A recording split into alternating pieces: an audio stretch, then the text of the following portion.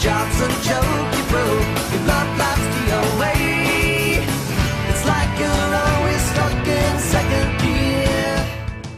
Salut à tous et bienvenue dans le premier épisode d'une potentielle série qui est totalement hors sujet avec ce que vous avez l'habitude de voir sur la chaîne.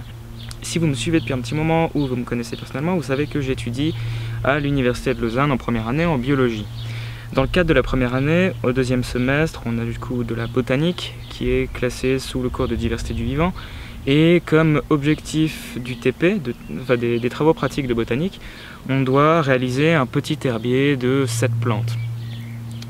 Et je me suis dit, pourquoi pas vous filmer tout ça et vous expliquer du coup quelques caractéristiques sur les fleurs, quelques trucs sympas à savoir. Voilà, des connaissances générales quoi.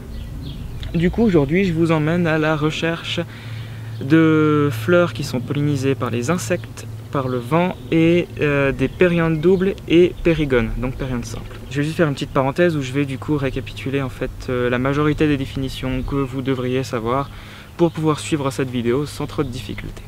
Du coup vous avez ici très près de vous un bouton d'or classique que vous pouvez croiser un petit peu partout dans les champs. Première chose que l'on peut voir sur cette fleur, elle a des pétales, donc c'est ça, cette partie jaune.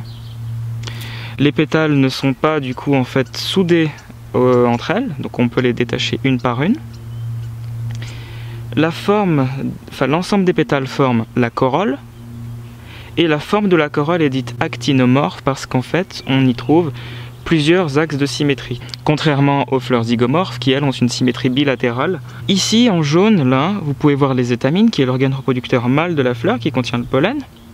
Et au centre vous pouvez voir du coup en fait l'ovaire qui est divisé en plusieurs carpelles, qui est simplement l'organe reproducteur femelle de la fleur. La fleur est tenue par le pédoncule, ce qu'on appelle tous une tige mais qui en fait est un pédoncule. Et vous pouvez voir du coup le réceptacle floral qui est en fait l'endroit où les étamines, les pétales et les sépales sont reliés. On récapitule du coup. La corolle, l'ensemble des pétales est actinomorphe parce qu'elle forme globalement un rond avec plusieurs axes de symétrie. La partie jaune qui est autour de la partie verte sont les étamines. La partie au centre est l'ovaire. Vous pouvez voir aussi le pédoncule et juste au-dessus le réceptacle floral qui est un petit peu bombé, qui relie du coup en fait toutes les pétales que l'on peut enlever qui ne sont pas soudés et les étamines que l'on peut enlever aussi qui sont reliées au même endroit que les pétales. Voilà. Maintenant du coup, qu'est-ce qu'il faut savoir en fait au niveau des définitions un petit peu plus développées? Quand on parle de périanthe simple, c'est ce que vous avez vu à l'instant avec le bouton d'or, c'est quand on ne fait pas de distinction entre les sépales, qui sont les feuilles vertes en dessous des pétales, et les pétales. Du coup, ça ne forme qu'un ensemble et on ne voit vraiment pas de feuilles vertes distinctes. On appelle ça une périanthe simple ou une périgone. Quand on parle de périanthe double, c'est simplement en fait une fleur où l'on peut distinguer l'ensemble des sépales qui forment le calice et l'ensemble des pétales qui forment la corolle. Maintenant que je vous ai expliqué du coup ce qu'était la différence entre une périanthe simple et une périanthe double, il me reste aussi à vous expliquer comment je pourrais distinguer les fleurs qui sont pollinisées par les insectes et par le vent. En ce qui concerne les fleurs qui sont pollinisées du coup par les insectes, elles sont généralement jaunes, de petite taille et généralement en fait on en trouve beaucoup parce que c'est principalement grâce aux insectes que se fait la pollinisation. Pour citer juste des exemples, on a le bouton d'or que je vous ai montré juste avant qui est pollinisé par des petits insectes noirs. Il y a aussi du coup les pissenlits, les marguerites, beaucoup de fleurs, du coup ça devrait vraiment pas être difficile à trouver. Et ensuite, en ce qui concerne les fleurs, ou plus généralement les plantes pollinisées par le vent, elles ont des caractéristiques vraiment spécifiques.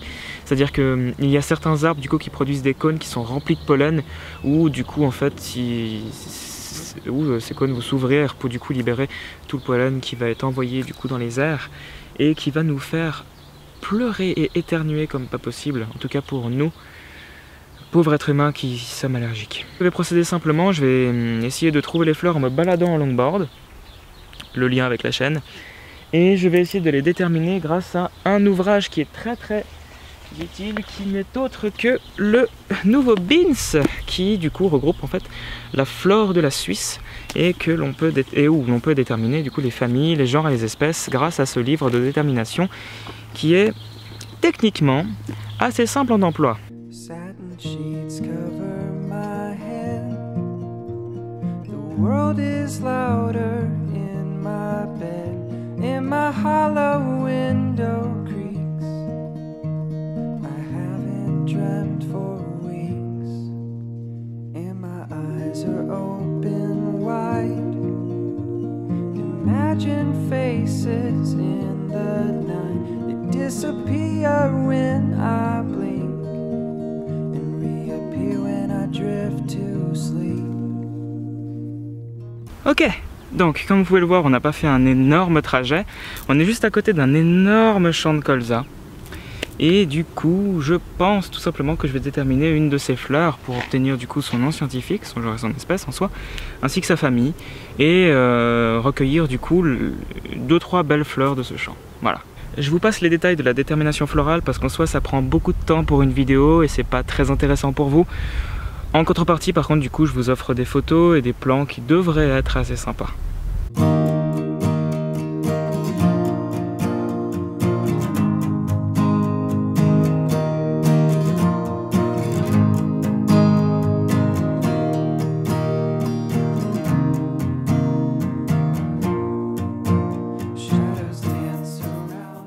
J'ai déterminé le colza qui n'est autre en fait que Brassica nepos ou napos, je ne sais plus.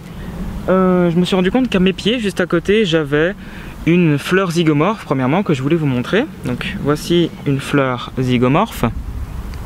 Je vais vous faire une photo pour que vous ayez bien le focus.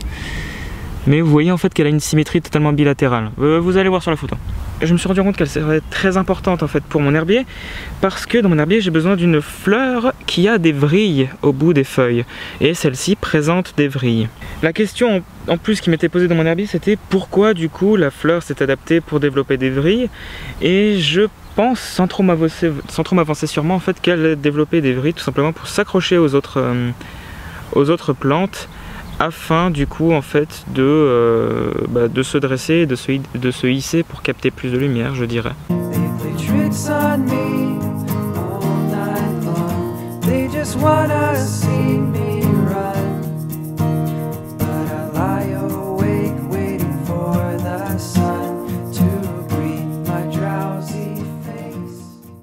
C'est pas que ça fait 30 minutes et que les gens me regardent bizarrement, c'est surtout que j'en ai marre d'être assis et que j'en ai marre d'avoir les fourmis qui m'agressent.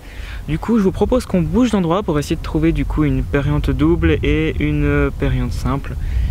J'aurais du coup trouvé une fleur qui est pollinisée par les insectes, la veste commune et le colza. Je me suis fait agresser par des fourmis et puis par des mouches.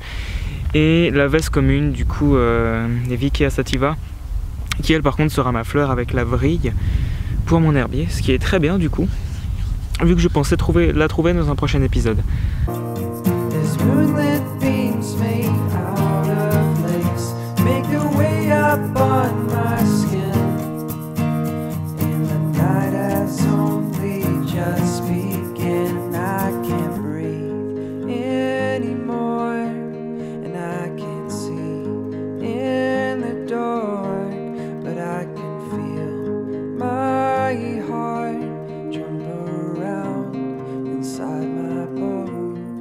Ok, j'admets, je suis incorrigible. Derrière moi, j'ai des pommiers, Malus sylvestris. Je les ai déjà déterminés. J'ai déjà pris un échantillon et en fait, je me suis dépêché parce que j'étais en train de piétiner. Vous voyez du coup les feuilles qui sont repliées. S'il veut bien faire le focus assez vite, c'est le calice. Puis là, vous avez les pétales, même s'il y en a une qui manque. Actinomorphe, le calice qui est là du coup, qui est distinguable avec les pétales. Donc du coup on est en face d'une périanthe double. Du coup aussi tu peux te déterminer.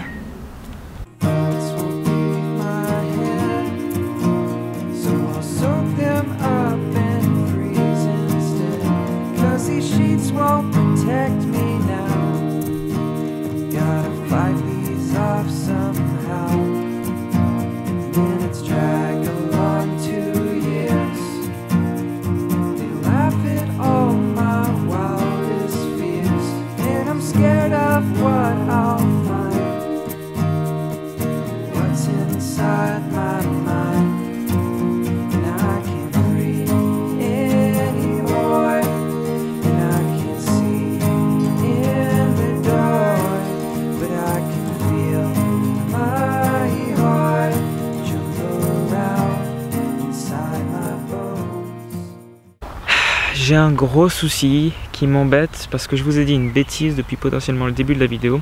C'est que j'ai considéré le fait que Ranunculus arvensis, que je viens de déterminer, le bouton d'or, était une fleur à périanthe simple, c'est-à-dire qu'elle n'avait pas de sépales. Or, vous voyez que ce n'est pas le cas. Ça, ce sont des sépales. Elle a un calice du coup. Elle est donc périanthe double. Du coup, c'est ma faute. Je vous ai dit une bêtise. Du coup, je m'en excuse. Et j'en profite aussi pour vous dire que la vidéo touche à sa fin. Et oui, je n'ai pas trouvé de plantes pollinisées par le vent dans l'immédiat et je suis un peu pris par le temps. Du coup, dites-moi si vous voulez voir un prochain épisode où je trouve une plante dioïque et du coup la plante pollinisée par le vent.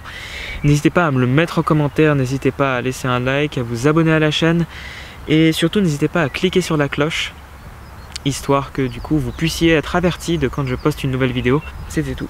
Je vous fais des bisous et je vous dis à une prochaine pour une nouvelle vidéo.